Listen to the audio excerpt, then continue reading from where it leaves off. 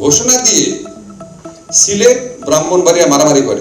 ঢাকায় এক আলোচিত বক্তব্যে প্রবাসীদের আচরণ নিয়ে কঠোর অভিযোগ তুললেন অন্তর্বর্তী সরকারের উপদেষ্টা অধ্যাপক আসিফ নজরুল।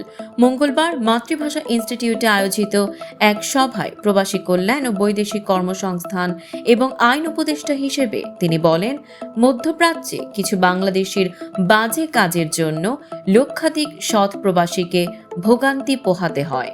তিনি জানান, ব্যক্তিগতভাবে তিনি মধ্যপ্রাচ্যে গেছেন কয়েকবার। সেখানে তিনি শুনেছেন ওখানে নিয়মিতই নাকি ঘোষণা দিয়ে সিলেট ও ব্রাহ্মণবাড়িয়ার লোকজন মারামারি করে, এমনকি স্থানীয় প্রশাসনও বিষয়টি জানে।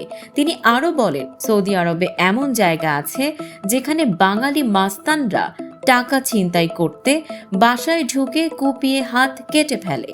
এই ঘটনাগুলো কি মিথ্যে?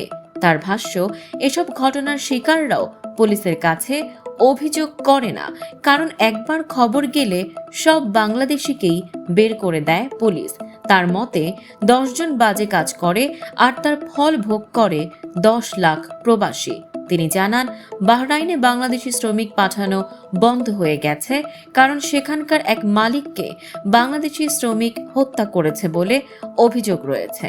এই প্রেক্ষাপটে অধ্যাপক আসিফ নজরুল মধ্যপ্রাচ্যে অবস্থানরত বাংলাদেশিদের আরও দায়িত্বশীল হওয়ার আহ্বান জানান। তিনি বলেন, একজনের অপরাধ যেন গোটা জাতির ইমেজ নষ্ট না করে, এটা মাথায় রাখতে হবে।